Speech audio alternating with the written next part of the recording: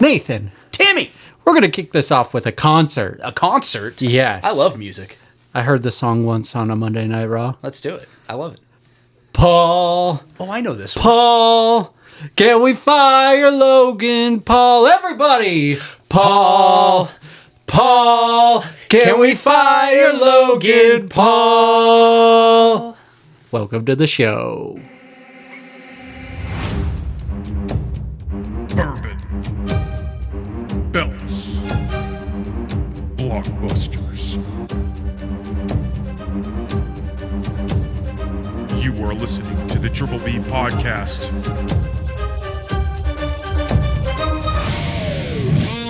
Let's fucking go.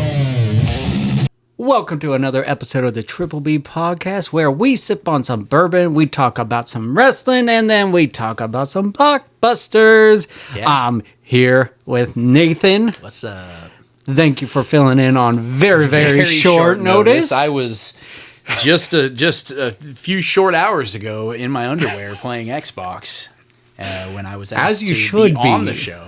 As you should be. Yeah. Well, I really appreciate you coming down. I'm sure Ryan does. We hope he's healthy or doing well. Doing well, for sure. Yeah. Little scare. Little medical situation, but due to HIPAA laws, we are not going to let you know. It's not our place, right? It's not our place. HIPAA. It's his place. That's what it's in place for. It's nothing for the fans. He's not dead. He's not dead. He's alive. He's not dying. That's. Yeah, I wouldn't be here if he was. I would be there. Yes, and I don't think I'd be here either. Probably not. No. I would hope you would also. Yeah, I would be there. So, anyways, Ryan, get better soon. Yeah, we miss you, bud. We love you. We love you big time. Big time. Now let's get to the show. Let's do it. Let's talk about a bourbon. I got a cash in here this week, so let's get the briefcase. Get a little tasty sippage. What do we got, Timmy? Let me see. Let's open the briefcase. We got the 2-bar. Ooh, 2-bar. Straight bourbon whiskey. It looks like it's just straight bourbon whiskey. There's nothing fancy about that. Nothing special about this. This is a local company. It's distilled out in Seattle. Okay. All right. I've never heard of it before. Before looking for. So there's a solid chance it tastes like fentanyl and hobo piss. We're hoping not, but there is a good chance. Yeah. So, and this is probably the cheapest bourbon I've purchased on the show. Okay. So, just to put it into perspective, but the last time I bought the cheapest one, it ended up being one of our favorites. And that was the Two Brothers bourbon. That's the thing. Price tag does not always equal quality or taste. Exactly. Right. Exactly. Like I'd take a $60 bottle of a good Scotch over a Johnny Walker Blue any day of the week. Yeah, for sure. Ooh.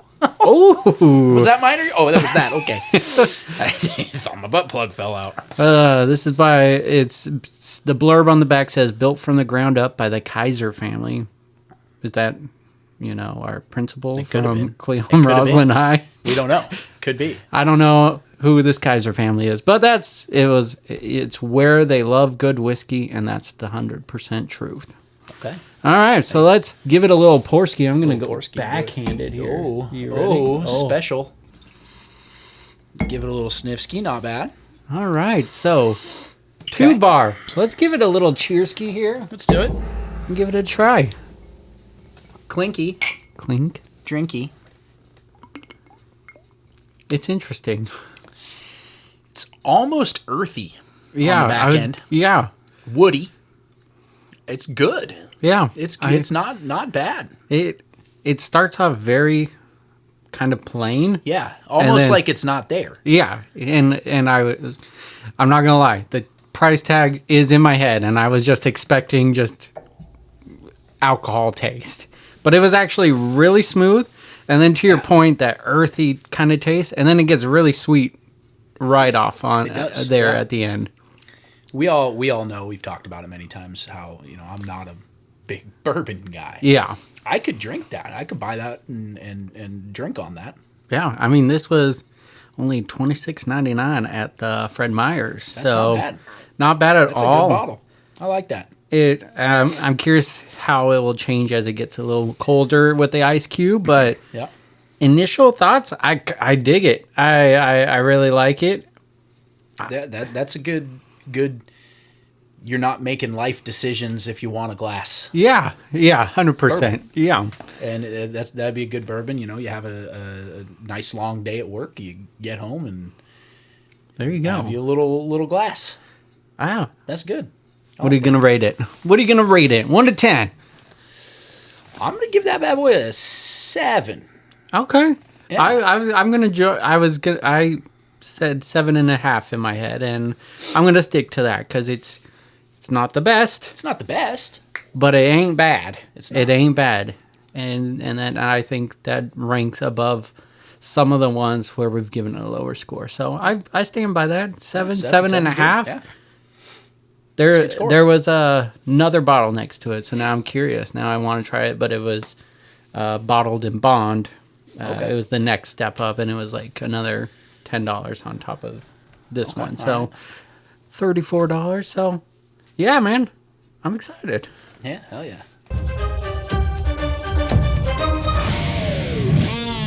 That brings us over to bells. Ding, ding, ding, ding. Let's do it. I'm gonna carry us through Raw and SmackDown. You see, I'm wildly unprepared this time around. Like we mentioned at the beginning of the show, this was very I was last not minute. expecting to be here today. And so he did watch highlights. So I've watched highlights. I can chime in, which I'll do anyway. Little peanut gallery comments.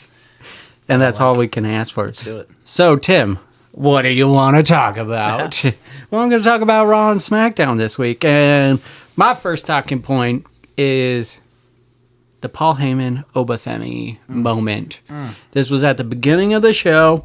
We got returning Brock Lesnar out of what we thought was retirement at WrestleMania. Yeah, I mean, dude left his wrestling shoes in the ring and was crying, and now he's here, and I'm just confused, you know? That retirement is up, or fake retirements, I suppose, is up there with Mark Henry's fake retirement, where I thought that was legit. The swerve happened right then and there.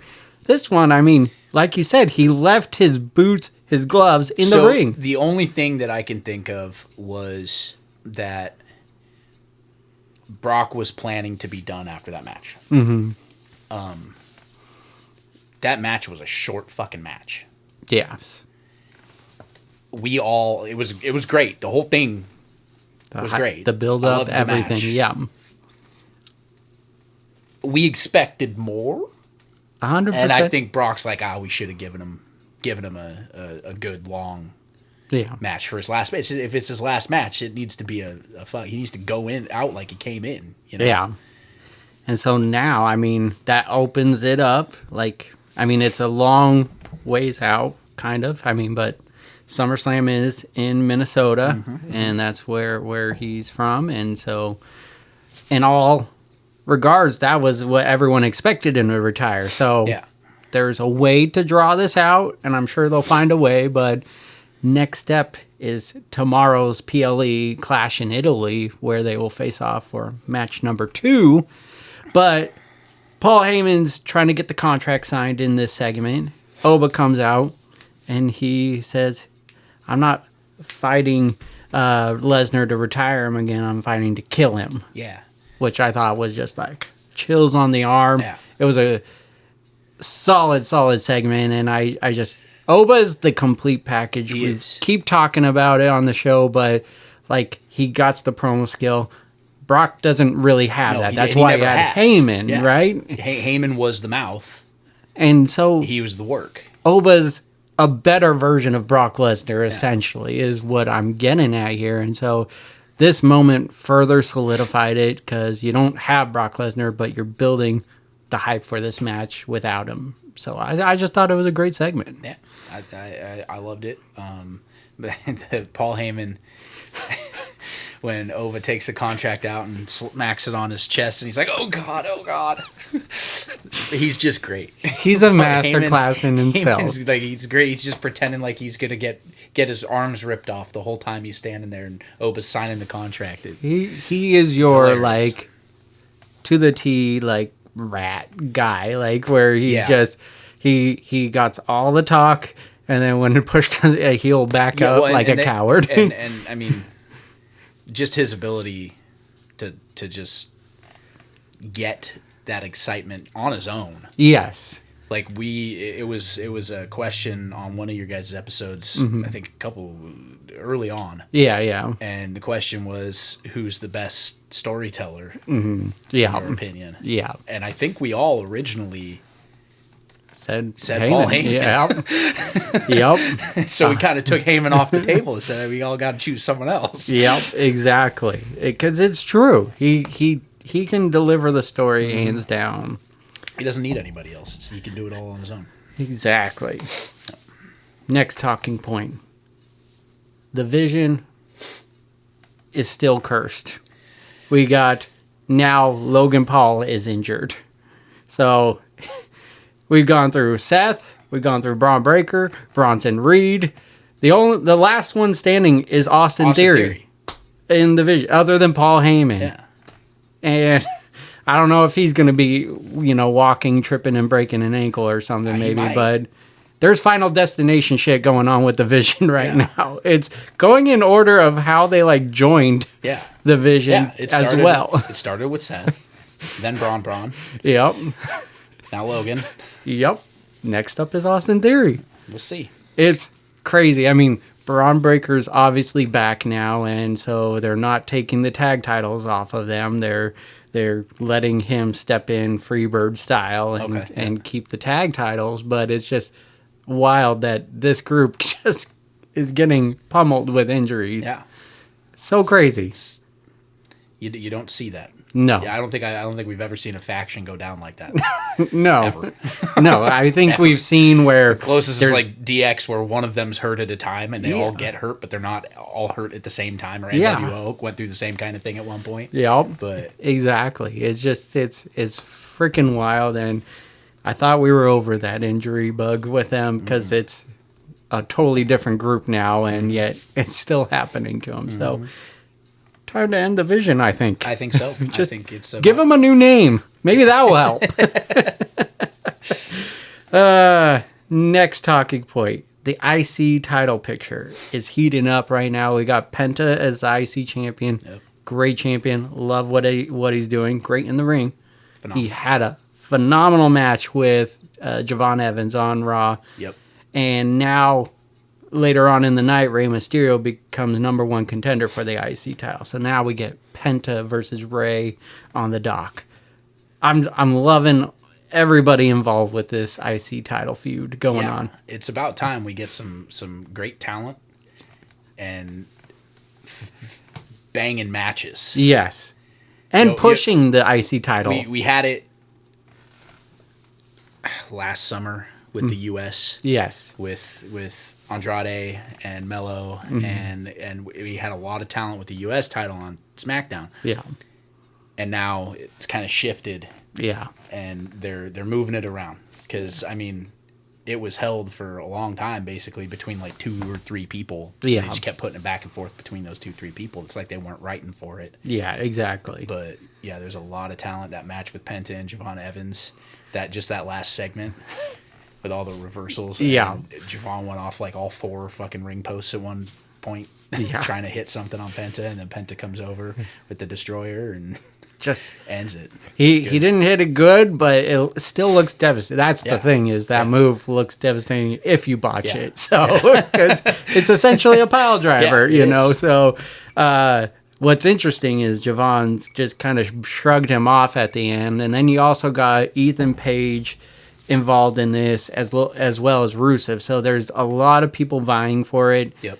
It's making the title relevant, and I like that. It's consistently getting defended, not open challenge wise. I'm good with the open challenge, but if it's just gonna keep happening, like with Sammy and then Ilya, and then Mello. It was just like getting repetitive and everything. Great matches with that. I'm not dogging on it, but it's kind of lazy storytelling, right?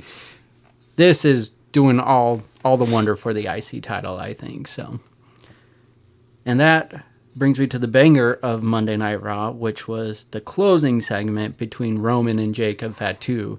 And it's just, there's no physical action. None. This was just the war of words against each other. Roman is just, hey, I'm going to beat you. You're going to serve me. I'm going to walk you like a dog. You will learn to love your tribal chief. I love the tribal chief like gimmick. Yeah. And it's just so fitting. It's perfect for Roman. It got him out of the big dog thing, and it's done wonders for him. And then I do think some of his storylines get repetitive. It's just the same thing. But this one feels different with Jacob Fatu. Yeah, well, if they keep the MFTs away from the situation, I think it having Anoa'i against Anoa'i is great. It's great storytelling so long as you keep the MFTs out of the situation. Yes. We don't want another bloodline war. I mean, there's not much of the MFTs, and they released 2 out of the 5. Oh, yeah. So Cobb is gone, or JC Mateo, and not Tongaloa. Tongaloa is gone. So yeah, it's just the group has shrank. But yeah, keep them away, please. Yep. But again, I'm going to repeat it. It's worth mentioning. Jacob feels like someone that can take out Roman. He does, and not just that. He feels like someone who can carry the title and carry the crowd with the title. Yes, he feels he's a guy who can make it happen. He can be the face of the company. Yeah, just with his in-ring action. Mm-hmm. Not even talking about what he can do on the mic. We've seen what he can do on the mic. He cuts an awesome promo. Yeah. His whole character is one that I've enjoyed. I know you've enjoyed it. Yeah. I know Ryan's enjoyed it. And he's so good in the ring. So I think it's time. And give it to him. Let him take on that tribal chief. Yeah. I agree. I think it would be. But then drop the tribal chief title. I agree. And it would be so cool because the only kind of way we've seen this, it was Solo becoming the tribal chief, but he didn't win it. He didn't. It was just Roman was gone. He took up the mantle in his absence and then ultimately lost to Roman on the Netflix debut. So this is totally different. Like, Jacob is believable, can win it. Let's pull the trigger on it. Let's do it. I'd be excited for it. I mean, I don't want to get my hopes up, but in my head, I love the idea. Can't get your hopes up, people. It's Roman. He's going to be a long time champion, so. All right. That's going to bring us over to Smacketh Down. What do you want to talk about on SmackDown, Tim? Oh, I got some things. Not a lot of things. I mean, one of my talking points is like a carryover from Raw, so it's... Hey, you might as well. But I'm going to talk about the beginning of the show again, and this is where Jade and her crew is facing off against Rhea and talking about their feud and Clash in Italy, and then Charlotte and Alexa Bliss come out. And my main point of this is Alexa really went hard on the mic against Jade here, where it felt like she was saying some things that like are things that they talk about backstage. Yeah. It felt real. Yeah. It felt like, hey Jade, you ain't that good. Like I at one point I think her words were, I've gone toe to toe in the ring and on the mic with people who are 1,000 times better than you. And just the way she said it, it wasn't like I don't know. The tone that she had was more of a lecturing. Yes. A veteran lecturing a rookie backstage, what you would expect someone to like pull them aside in private and have this private conversation. That's what it sounded like to me. Yeah, 100%. And I kind of was like jaw on the ground. I was like, oh shit. And props to them. I'm sure they talked about it ahead of time and everything, and it was like, this is what's going to be said. But regardless, it came across as great TV because it felt real, and I'm not going to lie, it needed to be said. I'm not a huge... Jade has all the potential. She's got the build. She can talk on the mic for the most part. Like, there's times where she struggles, but she's got the look. Yeah, it's just not coming together in the ring. She debuted at the Rumble. Yes, yeah. 3 years ago, right? I think. I believe so. 3 or 2 years. Yeah. I was like, holy shit. Mm-hmm. She's got the potential in the ring to be the champion. Mm-hmm. She's got the potential to do these things, the potential to be a great, the potential to be a legend. Yeah. I don't know if it's her or creative.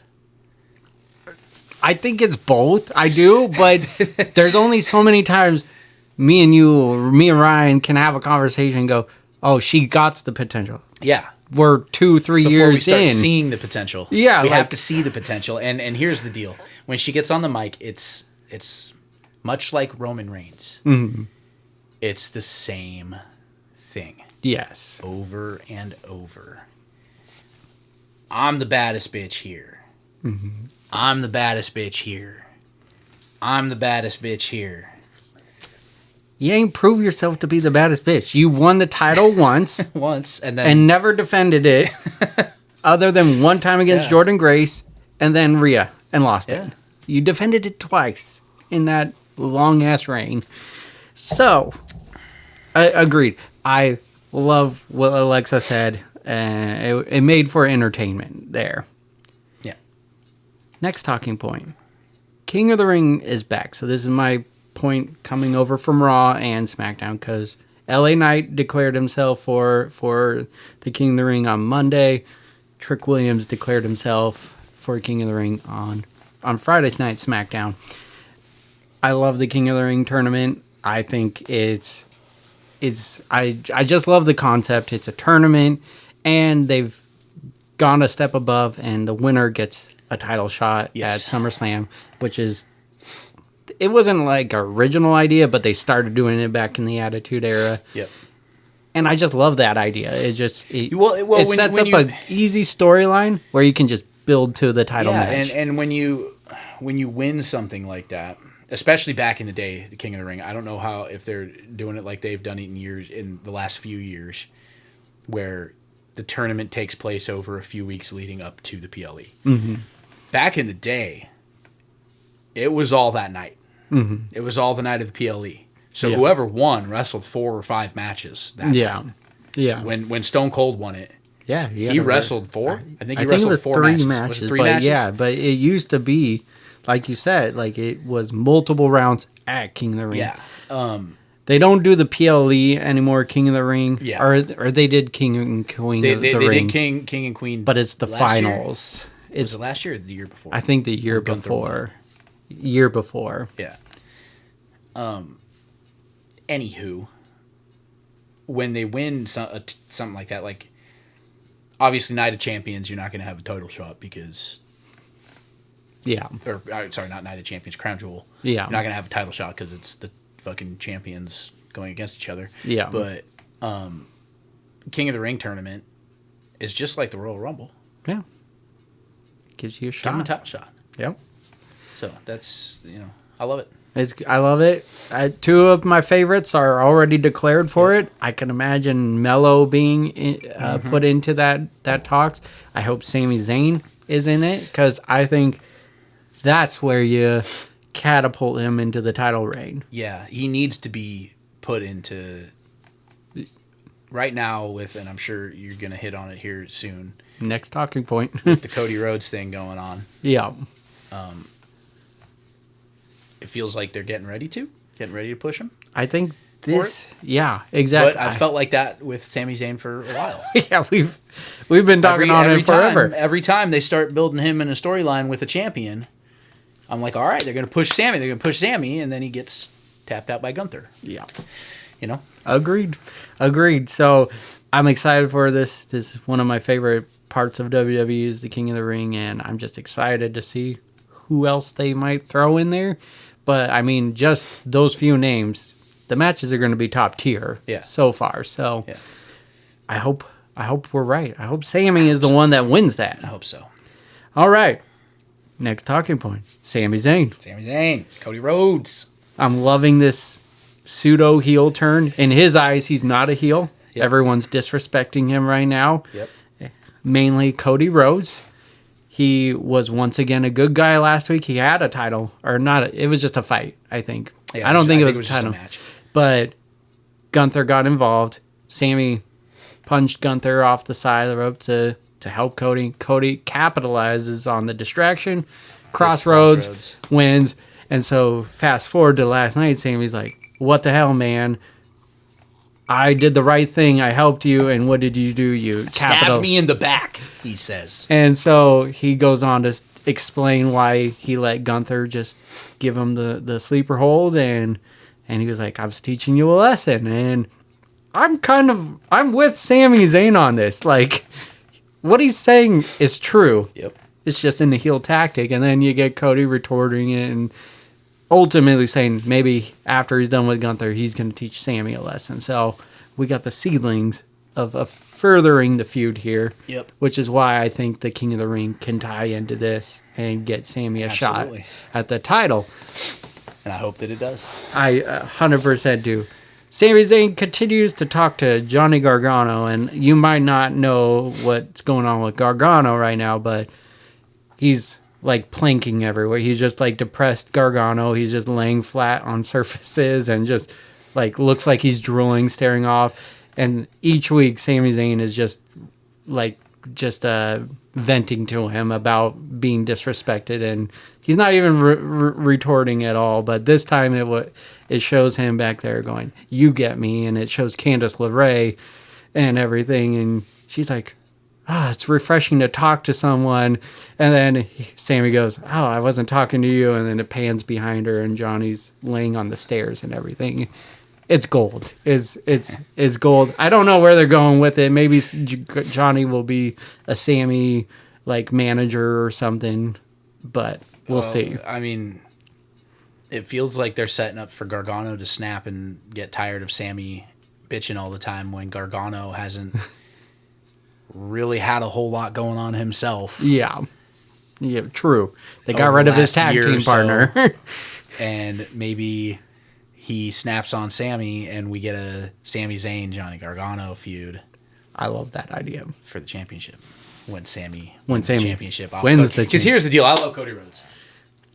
I've loved Cody Rhodes' story from we've watched him from the beginning. Yeah, I think Cody Rhodes deserved what he got. Mm-hmm. What he ended up with, the title, it's been a bit long. He's getting the Cena treatment. Like, he's just... And Cena had it for a little bit. It's been a little long. Yeah. Getting a little tired of seeing Cody Rhodes with the championship at this point. Yeah. Give it to someone else. Give it to Sammy, and then let Gargano and Sammy go at it. Cody's really good at the fight to get back to the championship. Yes. That makes entertaining. When he was going against Cena last year, I was totally for it. I liked it. The build up was great. It was perfect for it. Here's the deal. These days, you've got, for an extended period of time, two people in the title picture. The champion, and it's usually one other person for 6 months at a time. Mm-hmm. And then maybe the championship changes hands. Maybe it doesn't change hands, and you bring in another person. Back in the day, I remember you had 6 or 7 or 8 individuals in that title picture. Mm-hmm. And that title would change hands almost monthly. Yeah. Yep. A lot of the time. Yeah. You didn't have what was Roman 1700 day run or whatever. 1300. You didn't have you didn't even have CM Punk's 400 day run. You had his was longer than that. It was like 600. Yeah. Because it was almost 2 years. Mm-hmm. You didn't have that, and they used to do the house shows while they were traveling from place to place, the title would also change hands multiple times throughout a week. Yeah. Exactly. That we didn't even see. Yeah. So, I don't know. I think they should get back to that, kind of moving it around a little bit. And I think... And I think that would add more excitement. Yeah. Because I stopped watching for a few years because I got tired of seeing Dave Bautista and John Cena go at it at every PLE. Yeah.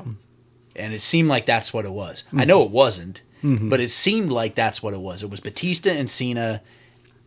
I mean, if you At every missed any PLE, time and you watched it again, it would be that. Yeah. So I got tired of it. Yeah. So I stopped watching, and I think they need to get back to the moving the title around, giving more people, pushing more people, moving more people to the front, seeing who can do what. That's how you build character. That's how you build excitement with the fans. Is by taking the Sami Zayns, the guys that people. I mean, his pop is one of the biggest pops in the freaking business right now. When he comes out, when that music hits, I can't even stay in my seat when his music hits. I get up and I'm dancing around. Yeah. It's one of the biggest. It's like Sami Zayn, LA Knight, and Cody Rhodes. Yeah. Like they're like 2 and 3 of the biggest pops in the. Exactly. So I don't know. I digress. I agree. I think also what they could do is not just do this it's like they take turns with both titles. They got 2 shows. They got essentially 6 hours of TV. You have plenty of time to make each title prominent. Yeah. But Liv Morgan no one's after her since she won the title at WrestleMania. We're almost 2 months past that now, and no one's gone after her. She's a champion, and a really good one, but no one's gone after her. So that title's non-existent.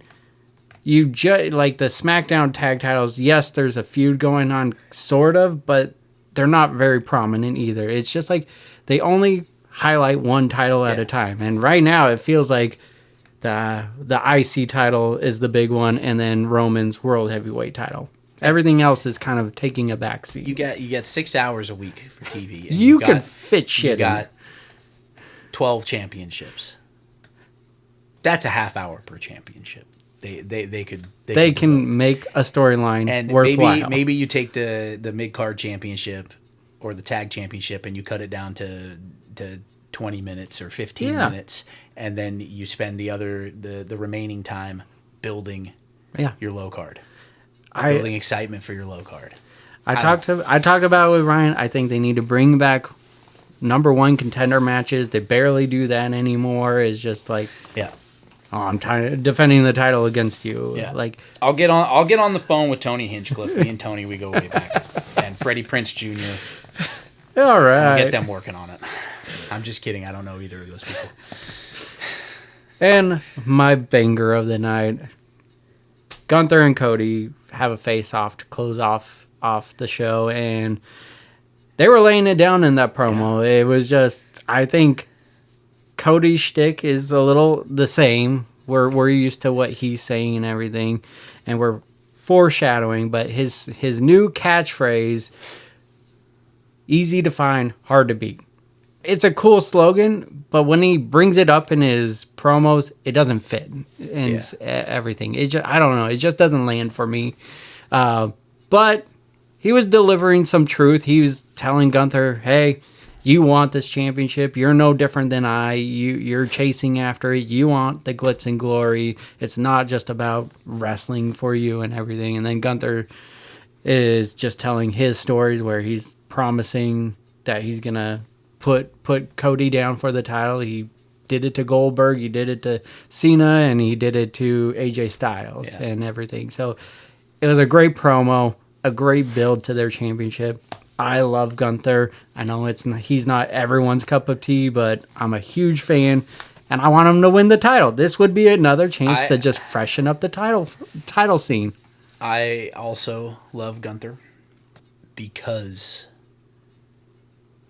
I hate Gunther. Yeah, he's easy to hate. He's easy to hate, and I love me a good bad guy. Yep. Agreed. And so You look at your best movies, your best TV shows. If there's a villain worthwhile hating, it's typically something great. Yeah. I don't even remember where I was going. Oh, I don't think that Gunther should beat Cody.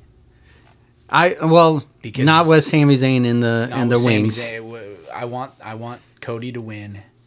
I want Sami and Cody. Mm-hmm. That's what I want. Agreed. I don't want another Sami and Gunther, and then Gunther wins. We've already seen it. We've seen it a couple times. Yep. I want Sami Cody. We haven't seen that yet. Yeah. We haven't seen that yet. Yeah. I want something we haven't seen. There's been a lot of teasing. They did have their one match last week, but there's not been the title match. And so I'm excited for that. So while I'm excited for Gunther, I agree with you. I don't want him to win because the Sami payoff would be bigger beating Cody. Yeah. And I think Cody would do it for him. Like backstage wise. Well, not storyline wise, obviously, but just if Cody wasn't willing to do it for people, we wouldn't have seen him lose the title to Cena. Yeah. Because it's John Cena. Mm-hmm. We've been tired of John Cena for a long time. I don't care who you are. It's about time he's gone. I loved him. I was a big Cena guy. I used to walk out with the never give up fucking wristbands. He was all Cena. Hustle, loyalty, respect. I was decked out in Cena. He is loyalty to the T. It just got too repetitive. Yeah. So. And that brings us over to the belts question of the week. And I'm surprised I haven't asked this, but like I said, there was some foreshadowing, and it's because Cody's new catchphrase, easy to find, hard to beat, has just been sticking out really big for me recently. So the question is, what is one of your favorite catchphrases in the world of wrestling? So I'm shooting this one live. I didn't think about it. Again, you had very little time. Thought about it briefly when I first saw it, when I got here, and then I stopped thinking about it because I just wanted to shoot it live. There are two that stick out in my mind. Mm-hmm. The first one is obviously a great, and that's the bottom line. Because Stone Cold said so. Yeah, that's like you can use that. It's a mic drop moment. You can use that in life. Yeah, agreed. And then the second one, just because I loved him growing up, is what's up with that? Little Hurricane Helms. It was such comedy gold. Oh yeah, yeah. He turned the mic up every time. What's up with that? Get very high pitched. I love both of those. The Stone Cold one is just iconic and everything. You can use it in life. Exactly. You can tell people, and that's the bottom line because I said so. Yep. You can say that to people. And people, I'll take it as Stone Cold. You'll finish it. If I say, and that's the bottom line, you'll finish it with because Stone Cold said so. Like you did. But you can, and everybody knows it. Everybody knows that. Yeah. I think that's just, it's iconic. That's a great one. I too am going to join you on an Attitude Era one. Okay. And it doesn't matter. Yep. Fill in the blank. It doesn't matter what your name is. Because it was just such comedy gold. It fit for every situation. He set it up perfect. It was anytime The Rock was asking a question, if The Rock asked a question, you knew they were getting cut off. Yep. And it was just always so good. It was always a good laugh. And it doesn't get old. It just doesn't get old. He can do it right now. It doesn't get tiresome. I'm gonna look this up later on, and we can correct it. I think I'll be here next week. We can correct it next week if I'm wrong. But the first one was Jonathan Coachman, wasn't it? I don't know. Because I believe the first one, it was a backstage promo, and I think it was when Coach was just doing promos. Mm-hmm. He was backstage interviewer, and The Rock was ranting. He's like, I don't even know who you are. What's your name? And he starts talking. He goes, it doesn't matter what your name is. It could be. I think so. I'll have to go back and look at it. Yeah, please do look it up because I do love that catchphrase, and it just stands the test of time. Like it's so good. Yeah.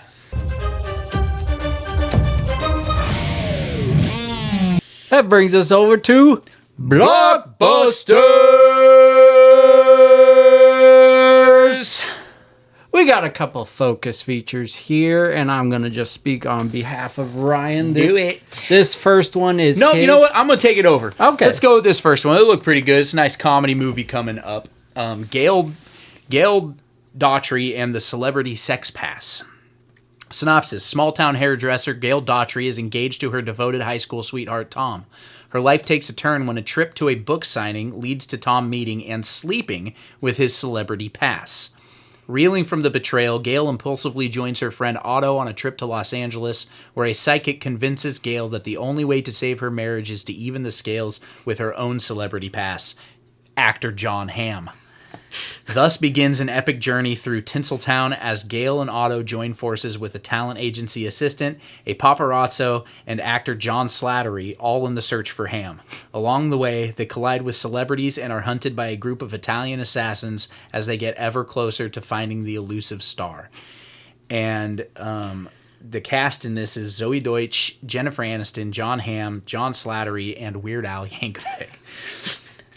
Releases July 10th in cinemas. In the cinema. What'd you think about this one, Tim? Dude, it sounds like a broken record, but comedy is back. Comedy's back, man. It's back, and this is just further proof. This kind of gives me vibes of like Miss March, and then Miss March, Little Dude Where's My Car? Yes, I love the blend of like real life celebrities playing themselves in a world of actors. The clip in the trailer of them showing up to Weird Al's house, and then he's chasing them through his yard with a machine gun. That's fucking hilarious. And I know you're a big fan of big Weird Al, fan, yeah. and so anytime I see him in a movie, I'm like, I gotta watch that. It's so good. It's just this one looks just like a good laugh, like nothing too serious. Just a good time to go to the theater and laugh. It looks offensive, and that's what I love about it. You know? Yeah, I'm so excited for this one. When I finally watched the trailer, I was like, "Damn, this would have been my focus feature." Yeah, it's a good one. My focus feature is X-Men '97 Season 2. Season 2. And the synopsis goes like this. X-Men 97 Season 2 continues with the heroic mutant team of X-Men divided and thrown across different eras in time as they struggle to navigate the return home. Meanwhile, back in the 1990s, suspicious foes and new strains of mutant intolerance are on the rise in the wake of the X-Men's absence. Cast is Ross Marquand as Professor X, Matthew Watterson as Magneto, Ray Chase as Cyclops, Jennifer Hale as Jean Grey, Alison Seeley-Smith as Storm, and Cal Dodd as Wolverine, and Lenore Zan as Rogue, and George Busa as Beast. The release date for this is also in July 1st, and it's going to be on Disney+. What'd you think of this? I have a tough time with cartoons these days, man. Yeah. It's tough for me to get into them. I watched a little bit of the first season. Mm-hmm. I love the anime. The animation brings me back to '97 with the X-Men cartoons that were on, right? Yeah. So, it's nostalgic. Mm-hmm. But I have a tough time with cartoons. I think it'll be good for people who can watch cartoons, but I struggle. Like, I'm a big Star Wars fan, and I haven't even finished the Clone Wars. Gotcha. Okay. You know, I struggle.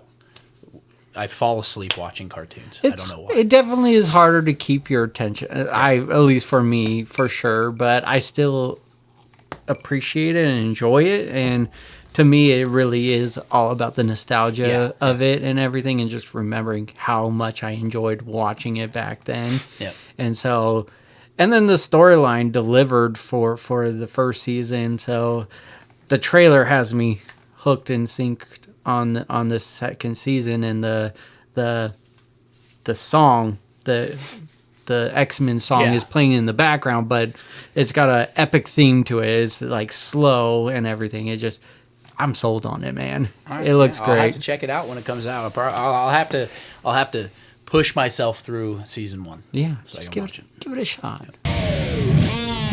What's in the news? We got just a little bit in the news. It's been a little. It's been a little slow in the movie news recently. Yeah. There's been a lot of follow-up trailers Yeah. So we've been talking on those a lot, but there's not been a lot of new things. Yeah, well, that's that time of the year. You know? But you're ramping up to, I guess, summer blockbusters. You've already seen the trailers. Yeah, you've already seen the trailers for summer blockbusters. We're getting ready to ramp up. They'll start ramping up to the winter stuff. True. Very true. Coming up soon. So we just got to get through this rut. But there is a few things that we put on here. So, Spa Weekend. It's just, to me, it reminds me of Hall Pass. I know it reminded you of it looked like Bridesmaids 2. Yeah. You know? It was like that kind of comedy. Yeah. Which Bridesmaids 2 was almost like, it was like what we used to have in the early 2000s. Yeah, Or yeah. Bridesmaids, not Bridesmaids 2. There was no Bridesmaids. Yeah. Bridesmaids was like kind of raunchy kind of comedy back then. So it looked good. It looked funny. You got Leslie Mann. I love Leslie Mann. You got Anna Faris. Isla Fisher. And you got Isla Fisher. And she's looking kooky like she did in the Wedding Crashers. Crazy. Like crazy Isla Fisher. Yeah. And that's when I fell in love with her. Yeah. I'm here for that. Yeah. All day. Leslie Mann and crazy Isla Fisher, I'm sold on it. Yep. It just looks like a good fun. Another comedy. Yeah. Comedies. That's what we like. Next up, we got The Get Out. And this has just Russell Crowe playing his best Slavic character, as he has done several times. I'm trying to think of what to compare it to. I don't know. All I know is I want him to just do a Nice Guys Part 2. Yeah. That's what he should be doing. But I'm still intrigued by this movie. Like, it looks like it's going to be a good one. He's a mobster and everything, but he got health issues, and now he's trying to get out. Trying to get out. He's trying to say, hey, man, my doctor says I got to cut the stress down, so I got to get out of this business. So while it looks die. like a action movie, you got comedy aspect to it because he's got heart issues and everything. Yeah, and he's like, I got to, he tries to tell, at one point in the trailer, he tries to tell his boss, hey, like, I got to get out, and his boss is like, none of us in this business are guaranteed tomorrow, so I don't really give a shit. Exactly. Yeah, so it looks good. It looks good. Looks like a good action movie. Looks interesting. Not worthy of a focus feature, but interesting enough to watch it. Like we said, it has Russell Crowe, and that carries a little weight nowadays. Luke Evans also is in it. That carries a little bit weight. For those of you that don't know, he played Bard in Hobbit, and he's been in a few things. That's really the only two people that I really recognized. Yeah. No, it's got dude from Breaking Bad. Jesse from Breaking Bad. Yeah. Aaron Paul. That's right. Yes. Yep. That was another reason why I put it down. Was just I like things Aaron Paul's in. It's got a few stars in it. I think it'll be good. It'll be a good movie. Next one I'm pretty excited about. Like, it's another A24 project. Okay. It's called Prime Time. Yeah. We got Robert Pattinson. Man. Our Pat's coming out with some. He's going every direction. He's taking the Daniel Radcliffe route. Mm-hmm. Daniel Radcliffe has been in some weird shit. Yes. And Robert Pattinson has played some kind of strange roles lately. Not like super strange, but but like different ones for sure. Mickey 17. Yeah. That was kind of a weird role. Yeah. What was that? This one, he's playing Chris Hansen. From To Catch a Predator.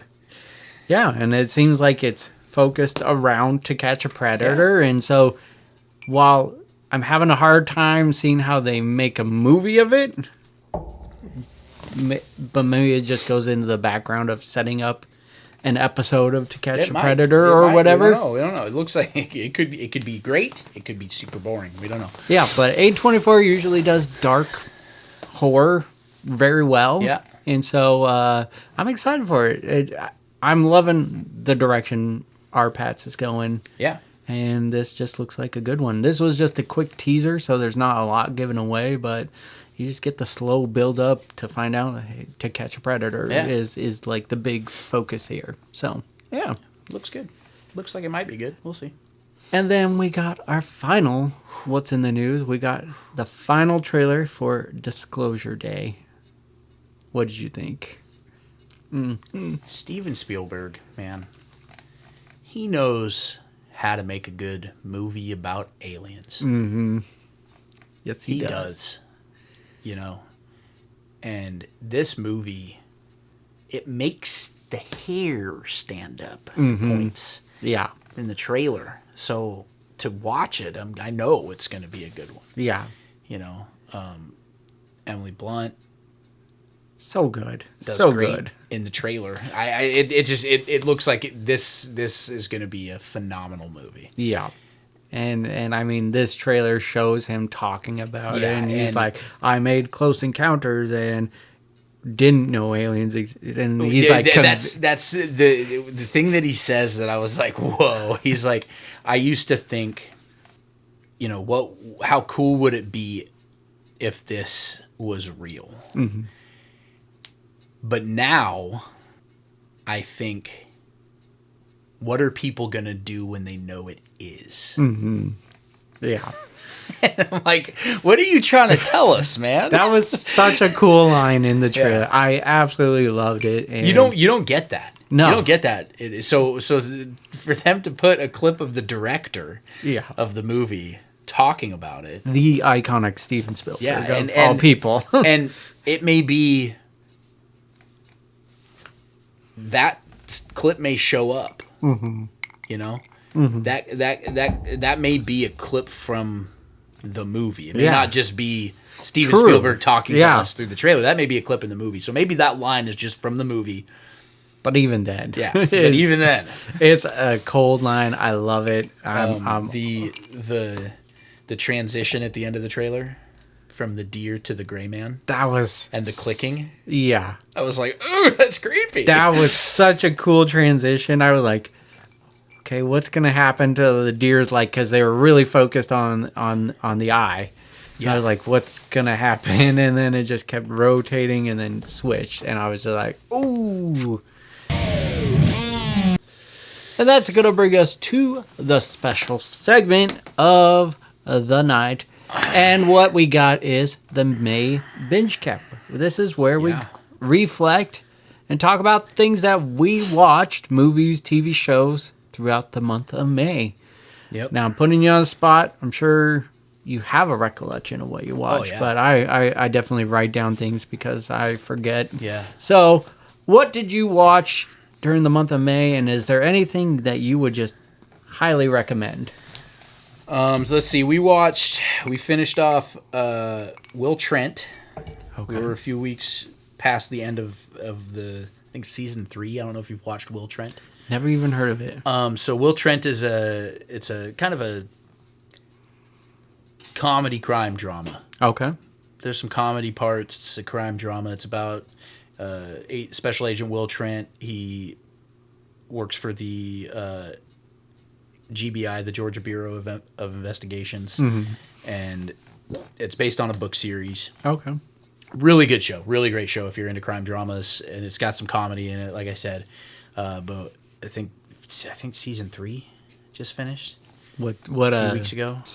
Where was that on? Hulu. Okay, Hulu. Yeah, Hulu. And it's a good show. We finished season 3. We got all caught up on season 2 of High Potential. Oh, okay, I've heard good things about that. That's got Caitlin Olsen from Always Sunny in it. Yeah, that's also on Hulu. It's a great show. I want to start that's another that one. It's like a comedy crime drama. Yeah, but it's a good one. The Good Girls on Netflix. I've heard. Oh, have you seen Ozark? Yeah. Similar to Ozark, but not as dark. Yeah, is this where they're money laundering? Yeah. I watched that. They're basically like housewives who are bored. Yes, so they get into. I absolutely love that show. That was a good one. Great show. We are watching through that. I think we're on season 4 right now. I think there's 5 seasons. Yeah, and we're on season 4. And then movies got the other half started on 007. Oh, because we discovered half-price books, and you get a lot of movies for not a lot of money. My collection is nowhere near as grand as yours yet. But my collection grew because of half-price books. Yeah, mine is growing. We've decided that once a month We're gonna go hit half price books for a you couple go. $100 and bring home some movies. There you go. So, got her started on 007. Didn't want to start her on the old stuff. Okay, yeah. So Daniel Craig. Watched Casino Royale the other Those night. ones are just so good. They're great. So good. They're great. I love them. She asked me, she's like, who's your favorite James Bond? And we grew up with Pierce Brosnan, right? Brosnan, yep. And Pierce Brosnan was always my answer to that question, but Daniel Craig his Bond is so different from all the other Bonds. Even Pierce Brosnan, his Bond was not that different from Sean Connery, Timothy Dalton, those guys. Daniel Craig's Bond is just different. So Agreed. It's got to be Daniel Craig now. So Yeah, so I agree with that. Got her watching Casino Royale. We've been watching through Indiana Jones. Yeah, we've just been watching a lot of movies. Hell yeah. A lot of older, already released stuff. Yeah. Oh, we watched Weapons the other night. Ooh, what'd you think of that? I thought it was great. It was so I thought good. It was great. It was so good. A couple jump scares in that movie that I didn't see coming. No. A couple And small ones. it felt like a big time horror movie. Yeah. And it lived up to me, It did. to the hype of it. And obviously I know from the creators of Barbarian, and Justin Long shows up in it also. Which I love. Absolutely love. Barbarian was good. Those guys make good movies. Yeah. They make good movies. Agreed. Yeah, but that's basically it. Just a lot of TV, a lot of murder documentaries, and just kind of stuff to fill the space while we're doing stuff at home. So I like it. So for shows, I loosely was watching Friends with Haley. Yep. We were watching a lot, and she wrapped that up. So I was just watching it, kind of like fill the time and everything. I finished the show Rooster with Steve Carell on HBO Max. Okay. Absolutely love that show. Highly, highly recommend that one. Man on Fire started that show on Netflix, and we did it for small screen sampler. Yeah. That one's action packed, really cool. How does it hold up to the movie? Better? I like it better than the movie so far. But I didn't watch the movie when it first came out. Right. I watched it right before I started the show just to compare, and it was like, oh, this feels very early 2000s, and it was. Yeah. And everything. I've been watching Scrubs, so I finished the new season, and then I'm still rewatching Scrubs. That's one we gotta. We got too many TV shows that we started watching. Yeah. And so we're like, okay, we got to just knock them off one at a time. Yeah. So, I need to do that because I am very ADD when it comes to shows. yeah. And well, so is she. I started Stranger Things. I just stopped out of the blue because I started something else. We'll get a half a season into something, and then she wants to watch something else, and I'm like, can we finish something? Like we watch The Outlander. Okay, yeah. The final season of The Outlander dropped 2 months ago, and we haven't touched it yet. And I'm like, okay, we're good. Like, done with Will Trent, done with High Potential. Oh, Ghosts was another one. The U.S. version of Ghosts. We finished the last season of that. Well, caught up on the last season of that. Next up, we're gonna finish Outlander, so we're done with a show. We finish a show. We don't have to watch that show again. Yeah. And then we can move on. Then to you can something move else. on. I need to be better about that. Watching Gossip Girl is a guilty pleasure of mine, and I only made it through season 1, and there's 6 seasons, and now me and Haley are watching that together. And then my fall asleep show right now is Big Bang Theory, and just watching that as we fall asleep. That's such a good one. It is That is so such a good good. show. I'm super excited for the new show that's coming out where it's a spin-off where it has I can't think of his name. Stewart fails to save the world. And Really? And it's like a multiverse where like it shows glimpses of Star Wars and stuff. It's just like totally unreal, but it has him and then the geologist guy, and they're like the main two characters. All right. So that's coming out this I'll have summer. to check that out. All right. Yeah. Going over the movies, I'm pretty proud of what I watched this month. So, watch Crime 101, which is an Amazon Prime movie. That one was pretty good. Watch Jackass just because the new movie's coming out soon, and Haley was like, I want to watch Jackass. And so, holy hell, does that bring back some memories. First movie. I forget how raunchy it was. Yeah. Like, I knew about, like, the stuff they do, like the stunts and everything, but then it's just like a lot of balls and a lot of ass. a lot of horse semen. Yeah, okay. Watched Devil Wears Prada, and then me and Haley went to the theater and watched Devil Wears Prada 2. Okay. Liked it a lot. Watched Double Jeopardy. We started a new segment on the show called Classic Critique, where it has to be 25 years or older. Rewatch a movie and see if it holds up. Double Jeopardy's a good one. It was a great one. It's still great. Yeah, it is. It still holds up. I haven't watched it in a few years, but yeah, I remember that being a great movie. Still good. Watched Man on Fire, like I alluded to earlier. Went to the theater and watched the movie Michael. Really liked that one. That was a good one. Just want to dance throughout the whole movie. Yeah. Watched Thriller. Yeah. Thriller Night. Yeah, no one's going to save you from the beast about to strike. And then I watched The Rundown for the very first time. That was for Toasted or Trash. No. Yeah. What? No, okay. You've never seen The Rundown? Nope. I'm sick of Freaky Fruit. I'm sick of penis-eating minnows. You've never seen The Rundown, dude? Never. How? I don't know. Being as big wrestling fans as we are, you never watched The Rundown when it came out? My brothers did. I don't know what happened. It came out when I was working at Safeway a lot, so I don't know. Oh, man, I wish I'd known. I would have made you watch it back in the day. Yeah. I love that movie. It's a good movie. I watched... Little Bit of Thunder.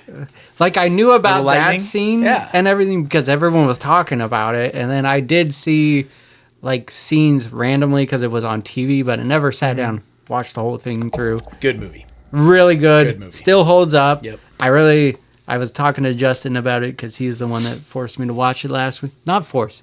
I wanted to watch it. Yeah. And I really like the scene where Arnold's at the beginning and he's like, have fun. It was like a passing of the torch moment for The Rock. Like, because Rock has been the next action dude in Hollywood since. So, really cool.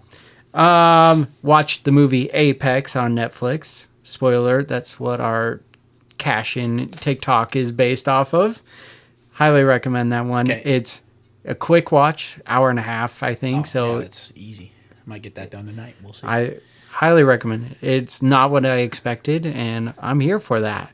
And then I made it to the theater one more time, so 3 times in the month of May. Woo! That's a record. Did Well, you have to take out a second mortgage on the house? I had a couple free tickets from the points I accrued from Regal. Okay. But I saw the movie Obsession. It's the horror movie that everyone's talking about right now. It's by Curry Baker. I don't know if you've watched. I think their like funny shorts online are called "That's a Bad Idea" or something. But this movie was phenomenal. It was so good. It was different. It sticks in your head for sure. Okay. And I watched it 2 weeks ago, and I still am thinking about it. So that's how good it was. 10 out of 10. And that was my binge cap. Oh. This might have been April when we watched this. I can't remember. What's the name of the fucking movie? The one with Dave Franco. Together. Together. How was that? I haven't watched that yet. It's good, man. You should watch it. That's a good movie. Ooh. That's a really good movie. I've been wanting to watch that. A lot of creepy situations in that movie. That's a good one. You should watch that one. All right. So that's our binge cap for sure. Straight up, dude. A lot of good things in there. Yeah. Finally, it brings us to our Blockbusters question of the week. And this was posed by Ryan. And I wish he was here to explain his reasoning behind posing this, because it doesn't necessarily fit Blockbusters per se, or I'm failing to see the connection. It's a form of entertainment, but the question is this: what's your top favorite concerts you've seen? And we could go back and forth, so let's Let's go back and forth where we end on your favorite concert. My favorite concert? Yeah. So let's go your least favorite of the 5 that you're listing. Okay, my least favorite of the 5 that I'm listing. But it's still good because it's in your top 5. Yeah, absolutely. I haven't been to that many concerts, and most of the concerts that I've been to are repeats of the same group, right? Mm-hmm. So I'm gonna list my top 5 artists or groups that I've seen in concert. Mm-hmm. I'm not gonna break down which concerts of theirs are my favorite, whatever. Okay. So number 5 is going to be the I can't remember what the tour was, but it was 98 Degrees, New Kids on the Block, and Boys to Men that we went to back in 2013, I think. That was a good one. That was a great show. All 3 of those groups. I mean, we're boy band guys, right? Yeah, like we always have been. So, but all 3 of those groups. That was at the Tacoma Dome, right? Show. Yeah, it was at Tacoma Dome, and me and Tim were like the only 2 dudes in the Tacoma Dome. Like, there was no waiting to take a piss. No, that was the best time ever. Like, we walked into the bathroom and we were the only ones in it. We were the only, I swear to God, we were the only 2 dudes in the stadium. Yeah. Got a couple free drinks out of the night. Yeah, we did. We did do that. Yeah, so that's... We like what we like, right? Yeah, we do. Boy bands. So that's number 5 on my top 5. All right. I'm going to go with Good Charlotte, MXPX, Newfound Glory, Movie Life. It was my very first concert, so it just sticks out in my head. A huge Good Charlotte fan, and it was just a blast. It was just a totally different experience. Not what I was expecting. I thought you just stand and watch, but there was a lot of everyone just pushing against each other and jumping up and down, and it was a ride. It was fun. It's just one of my core memories of life. First concert. Well, that brings me to my number 4, which is Korn 10 Years in Mudvayne, which was my first concert. Hell yeah. Dude, that's a lineup. The See You on the Other Side tour. That introduced me to 10 Years. I already knew Korn, obviously. Yeah. And Mudvayne I knew already. Yeah. Introduced me to 10 Years. The best part of the show, well, there were 2 best parts of the show. First best part was when they played Blind. Korn ended the show with Blind. Mm-hmm. And they had played a song, and they were like, thanks for coming out. We love you guys. Mm-hmm. And everyone was like about to riot because they hadn't played Blind. Uh-huh. And then next thing you know, you got John Davis coming out in a kilt, bagpipes, playing bagpipes. And we're like, what the fuck? Yeah. And then drops the bagpipes and goes straight into, like you can hear the bass line start in the back while he's doing the bagpipes. Yeah. And then boom. And we were up in the stands. We weren't general admission, but the entire floor erupted into just like a giant circle of death. It was crazy to watch. And then the second best part was one of the guys down on the floor was in a wheelchair. And they were crowd surfing this dude during Mudvayne's set. Mudvayne stopped the show and got the guy up on the stage, and he got to watch the rest of the show up on the stage. I was like, that's fucking cool. Those guys are awesome. That's awesome. Yeah. All right. My number 4 is the Future Sex Love Sounds Tour, JT and Good Charlotte. But one show we went together to, again at the Tacoma Dome, if I remember right. That was at now Climate Pledge, Key Arena. Oh, was it? Yeah. Okay, yeah. Pretty sure. Regardless, it was an amazing show. Yeah. Big JT fan and Good Charlotte. That JT. Nobody ever better accuse that guy of lip syncing. No. Because he was running around that stage dancing and singing, and because you could hear him breathing. Yeah. He puts on a great show. Great show. Another one where I'm pretty sure we were the only 2 dudes in the fucking stadium. Yeah, pretty much. And and he also played Dick in the Box on the piano. He just I forgot about that. He announced that he just won an award for it. Yeah, he won a Grammy? He won a Grammy. Was it a Grammy? Or an Emmy? Emmy or something. He was like, breaking news, just won an award and played Dick in the Box on the piano. On the piano. Which was I forgot about that. Just vivid memory of that concert. Great show. Super good show. that album. Good Charlotte was great. Yeah. Yeah. That album is just so good. Yeah. Yeah. What about you? What's your Number number three 3? is Justin Timberlake, Good Charlotte, Future Sex Love Sounds. The Future Sex Love Show is what the tour was called. Yes. Yeah, it was, and for all the same reasons. Like, JT puts on a phenomenal show. Good Charlotte was awesome. Yeah. Was there a third artist? I feel like there was someone else there. I want to. Oh!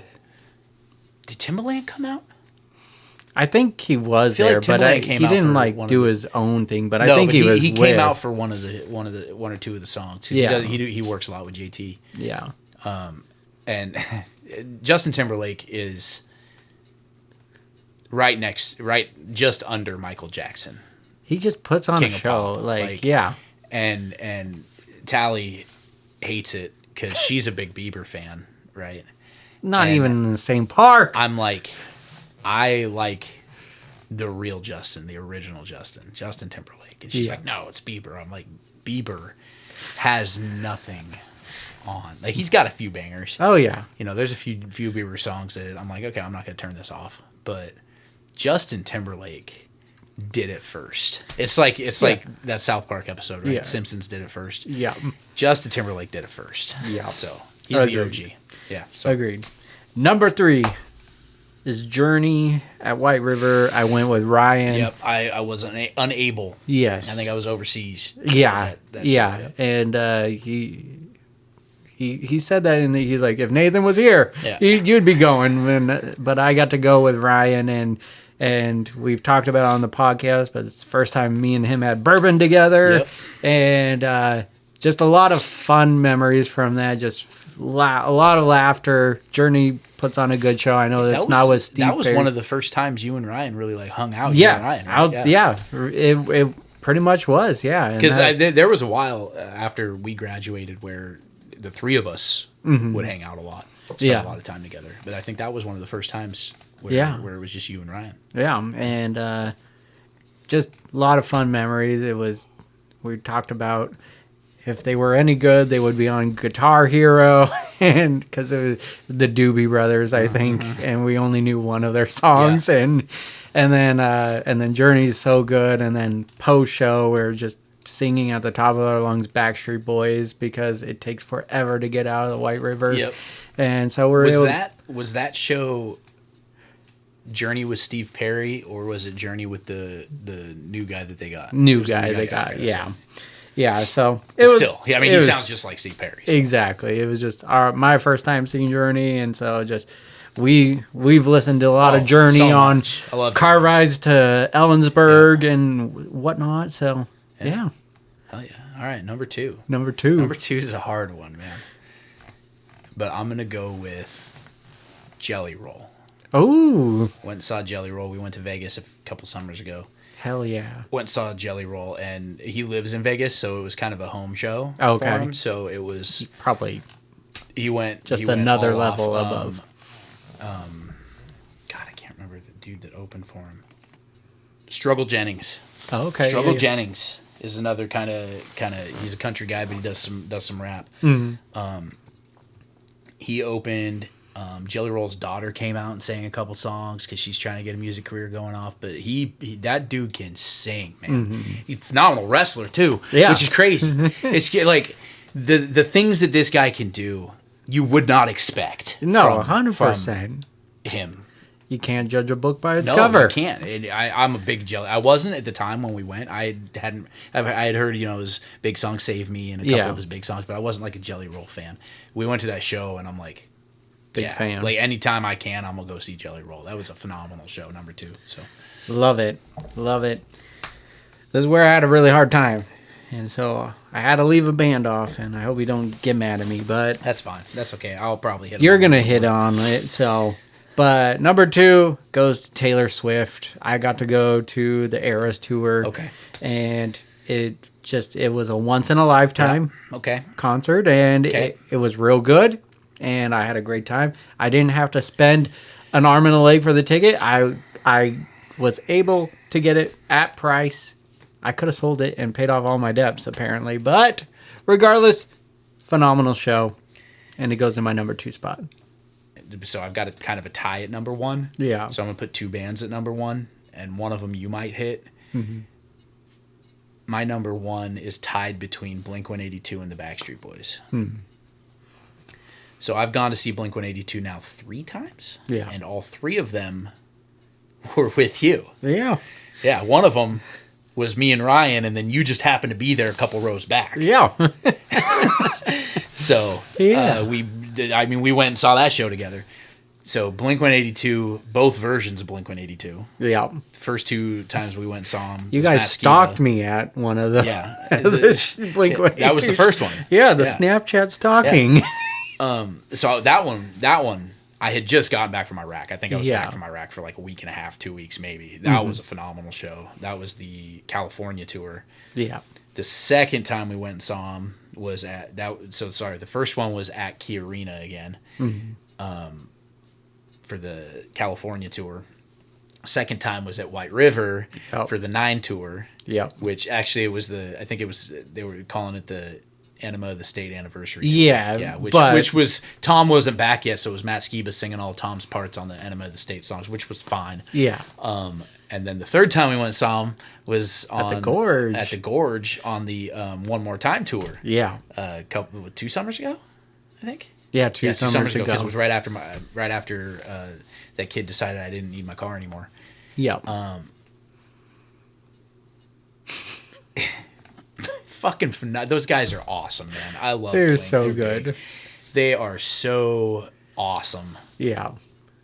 And I don't know. What can you even say? Because they were the pioneers of the pop punk. Yeah. Oh yeah. Era. Absolutely. They're still going today. And doing it great. Music, doing great. It's not like One More Time let off at all. No, One More Time is a phenomenal album. Yeah. Phenomenal album. And then they put out like side B with more songs. I'm like, you guys could have just put out another album. Just done, yeah. Because there's bangers on that too. I love Blink-182. I'll always love Blink-182. I know you feel the same. Ryan feels the same. Yeah. So the other group that's tied for number 1 is the Backstreet Boys, another group that I have seen only with you. Most of my concerts have been with you. Yeah. The only ones that weren't were Korn, Jelly All Roll. the metal ones, pretty much. Korn, Jelly Roll, and Jimmy Eat World, which is surprising I didn't go with you. Did you go with Matt? I went with Matt. Yeah. But I was at that show. You were at that show, yes. Yeah, we ran into each other. You were there, that's right. You were there, so I did go. So I've only been to 2 concerts without Tim. Backstreet Boys. You can't even pick a time, right? Because it was all good. It's all good. It's all good. Anytime you get Backstreet on there. Yeah. And they always sing their hits that we grew up with. All of them are hits, damn it. Right, but yes. They always make sure they hit As Long As You Love Me, Quit Playing Games, Larger Than Life. They always make sure they hit those songs. So I love them. Yeah. I, too, got a tie. Before you got all mad at me, I got Backstreet Boys and Jimmy Eat World. Okay. So I'll talk about Backstreet Boys first, just because you just got done. Yeah. But they're iconic. Iconic, man. Iconic. They're great. I've seen them, is it 3-4 times? I've seen them 3 times with you.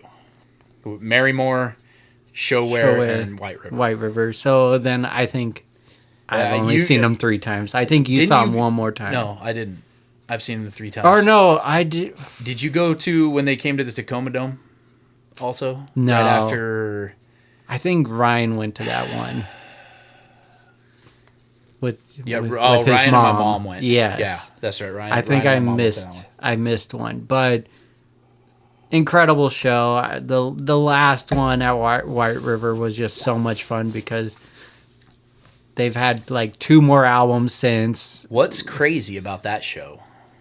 No, that was Blink at White River. Lil Wayne opened for Blink. Yes. Yeah. So never mind.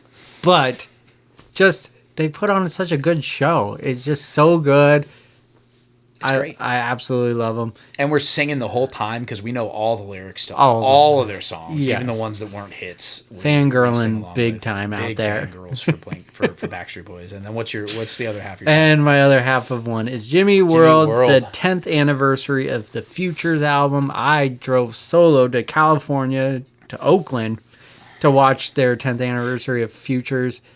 It's one of my favorite albums Yeah. of theirs. Jimmy World's my favorite band. They sound just as good live as they do on the album. It's like you're listening to the album. Because we went, it was at Showbox Soto. Yes. At that little, and that's a small venue. It's not a big venue. There's no stadium seating. It's all general admission, and literally like you've got the floor. It fits maybe 600 people. So it was a very small show. Yeah.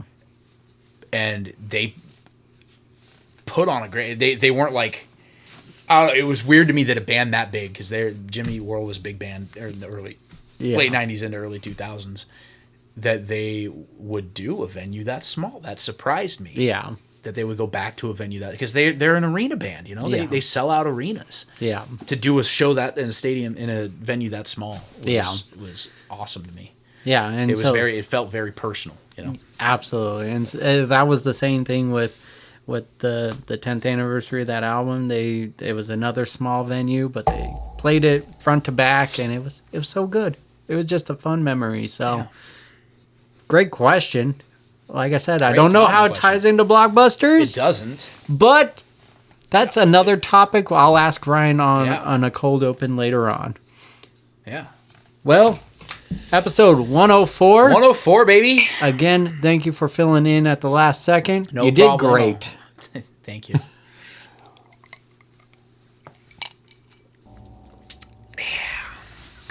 Let's fucking go.